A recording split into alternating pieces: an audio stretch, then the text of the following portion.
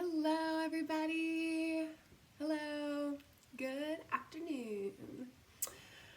So, I decided to finally make a video.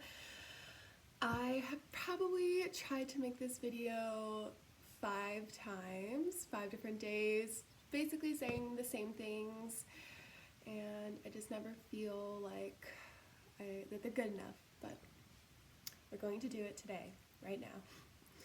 So I decided to make a video about my first 3.5 months living here and teaching English in Korea. So I thought I would kind of tell you what teaching is like, what life is like, what living here on a daily basis is like, the good and the bad, mainly the good, but just kind of updating everybody, and for anybody who may be interested in coming here or teaching, doing anything in Korea or even a different country, maybe it'll give them the confidence to want to do that. So let's get started. Alright, so I thought I would go ahead and start with what teaching is like, and then tell you about my daily life. And this is just going to be kind of quick, not a whole lot of in-depth information, and I'll do more videos later with more in-depth information about specifics about teaching, but for now, just kind of quick overview to let everybody know what it's like and how my life is. So, as most of you know, I teach 3 schools, 2 high schools and 1 middle school. And for many people teaching English abroad, high school isn't very common. Elementary school, I would say, is the most common and what they kind of prepare you to be teaching. And then middle school, and they basically tell you not to worry, you won't get high school. But I got 2, but I wouldn't imagine it any other way. So my main school is a high school, and for EPIK, I'm not sure about other programs, but for EPIK, your main school is where you live. If you teach in different cities, which I do, it's where you're going to be living, and it's who pays you. So my main school is my high school, and that high school is co-ed, and I teach just first grade. So the Korean school system is a little bit different with how they say the grades than in America. So they kind of start over each section. So elementary school, they say 1st through 6th, middle school 1st through 3rd, and then high school 1st through 3rd. So at my main high school, I teach 1st grade, which is 10th grade. And it's a new school. This is only its first year, second year. It's only been open for 1 year. So all the students are new, all the teachers are new. Everybody's still kind of like figuring everything out, but I love it. And then my other high school is an all-girls high school. And one thing I realized about Korea is that there's a lot of like single gender schools, like a lot of all-girl middle school, all-girl high school, all-boy middle school, all-boy high school, more so than in America. So I was kind of surprised by that. But my other high school is an all-girls high school, and there I teach 1st and 2nd grade, so 10th and 11th grade. And then my middle school, I teach 1st, 2nd, and 3rd, so 7th, 8th, and 9th grade. And each school is very different, both with like what they expect of me, what they want me to do, what they want me to teach, and how they want me to teach, and also just the students and how they interact with me. And even though they're all different, I love all of them. So that's good, right? It'd be, I guess, bad if they were all the same and I hated all of them, but I love them all, and I think I'm very lucky. So with that, basically as a foreign English teacher, my role, at least for me in my schools, is it's all me and my experiences, and everybody's experience is different, so don't take this as like the end all be all. But for me and my experiences as an English teacher, I'm kind of expected to be the facilitator, to facilitate learning English in a fun and natural way. basically what I get from their regular English classes is that it's very kind of like, lecture based and grammatical learning and rules and that kind of thing, technical. And then for me, they kind of want it to be more natural learning. Hope that makes sense. So I do a lot of games and activities and speaking and listening, because it is different to hear me talk in English than to hear their Korean teachers talk in English, which is, one of the whole reasons why they have us here. And for me, at my high schools, I don't teach from a book. So it's just kind of me making up my own curriculum. And that's good and it's bad. So it has positives and negatives. And sometimes it's easier and sometimes it's harder than if I had a book or a structured curriculum to go by. So the good thing about it is that I can kind of have fun and make up my own games and my own activities, and I'm not limited to the vocabulary I have to teach, or I'm not limited to the information or the topic. But where it kind of becomes harder is I don't have the vocabulary to go off of or to build a lesson around. I don't have anything to kind of start from. Everything I do is just kind of general skill building. So general listening skills, general reading, general writing, and I kind of pick the topic that I want it to be about. And sometimes it's kind of hard to be creative all the time. So yeah, just be aware of that. My middle school is a little bit more centered on the book. So I have a book, and I think my experience is a little bit different than what some people may experience, because at my middle school there's only 10 students in the whole school. So first and second grade, 7th and 8th grade, there's one student each. So it's one-on-one class. And then third grade, which is 9th grade, has 8 students.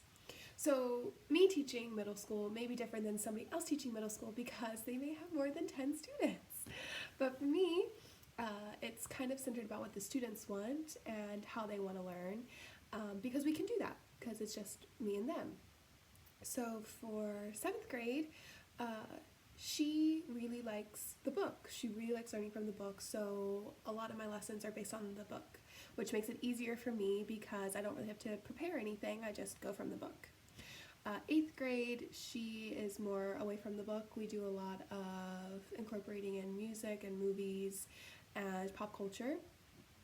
And for 3rd grade, which is 9th grade, it's kind of 50-50. So we use the book, and from the book I make activities. So whatever lesson they're on, I try to make an activity based off of it, which also makes it a little bit easier because I have something to base it off of. So yeah, so that's all of them. And for anybody who's thinking about teaching English, I should say, in a foreign country, I would say go for it. This has been probably one of the best experiences of my entire life. And, I do have some teaching background, teaching history. I taught public speaking for 3 out of 4 of my semesters in grad school.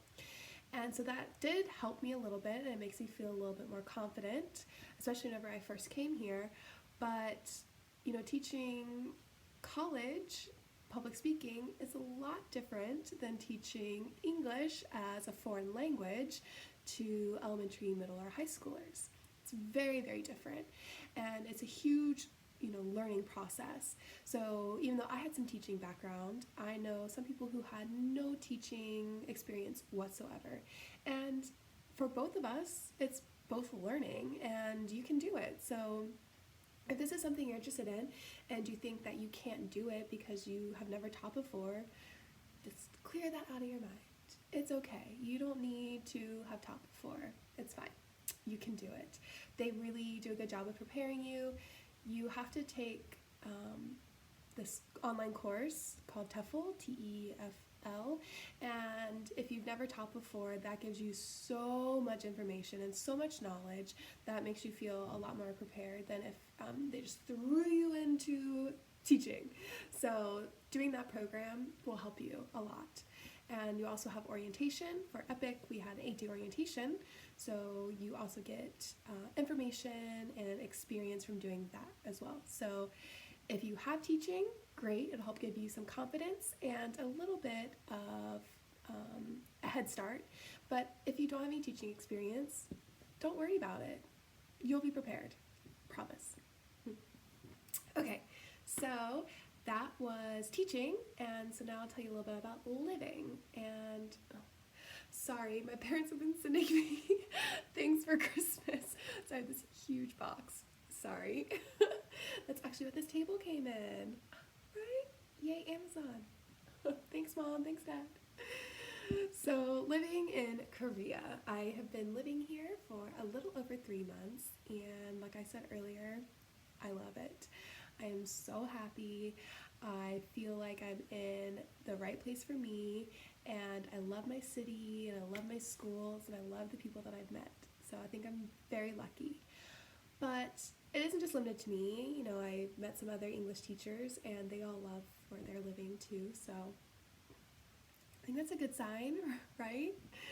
So for me, just kind of giving you some basic information real quickly. I am learning Korean. I'm currently trying to learn Korean. I can read Hangul, which is the Korean, alphabet symbols, and I have basic understanding of different phrases and words, and I'm really trying hard. So I think that helps me. But, I'm not going to lie, it is really difficult sometimes living in a country where I don't speak the language fluently at all. And it's kind of frustrating sometimes, and it can be really hard. But I think if you have an open mind and you're working really hard and you're actively trying to learn, it makes life so much easier. People around you can see that you're trying to learn. They can see that you're trying to communicate with them, and they can see that you're putting in the effort, and it makes them want to talk to you more. It makes them want to help you more, and it makes them want to make the effort to talk to you more.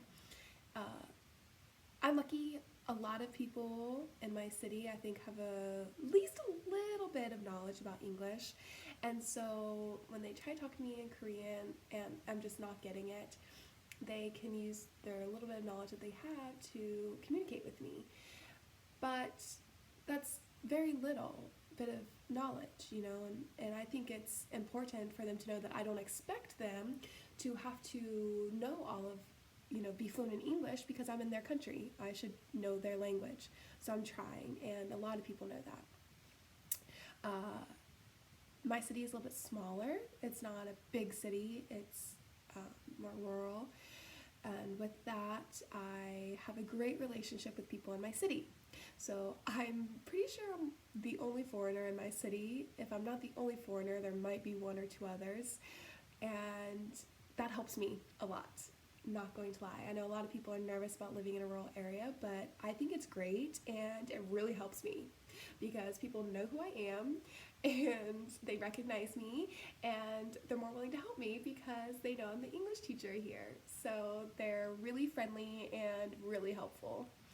And even though I don't speak, fluent Korean, I can still live my daily life. I go shopping, and I go grocery shopping, and I joined a gym. You can join a gym, and I've made some friends. It's great. Now, like I said, it's not all roses and sunshine and flowers and rainbows. It can be very difficult, and it can be really lonely. I have a really strong group of English teacher friends. We are really close, and we make an effort to see each other a lot, and we travel on weekends a lot. But the closest one lives over an hour by bus, so it's not something, they're not people I can just call up to go get coffee with me. And that gets hard. I would say I've met maybe 1 or 2 people in my city that I could call up for coffee, but not all the time, and sometimes they also travel, so it can get really lonely. But I think I'm usually so busy and I do travel so much that it's really not that bad. especially if you are an outgoing person. I think it helps you make connections with people. So last night, I actually went to a Christmas dinner with some women from my gym. I go do a dance class throughout the week at my gym, and so the dance and the yoga classes actually held a big Christmas dinner, and they invited me.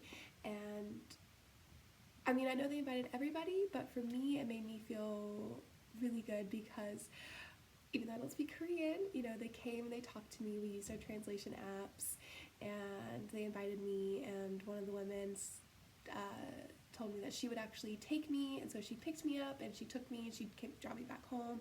Whenever I went there, they were all really welcoming, and we all ate together, and we drank some soju and some Korean beer, and we danced at the restaurant, and they even invited me to like an after party where like noraebang, which is a singing room, karaoke and dancing.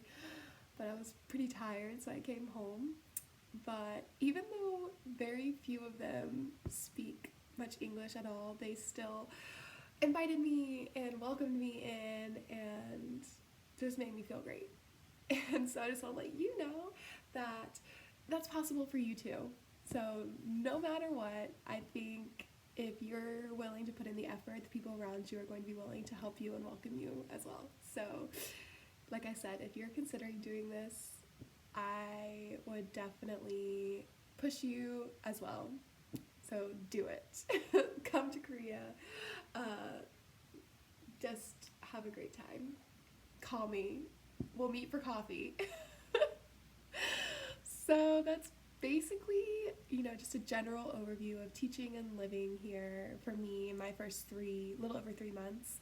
And I'll give some more information about specifics about teaching and specifics about living here, but, general overview, let everybody know what's going on.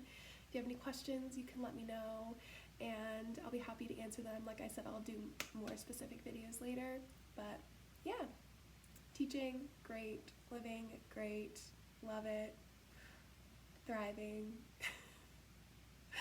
Thanks, everybody, and I'll talk to you later. Bye.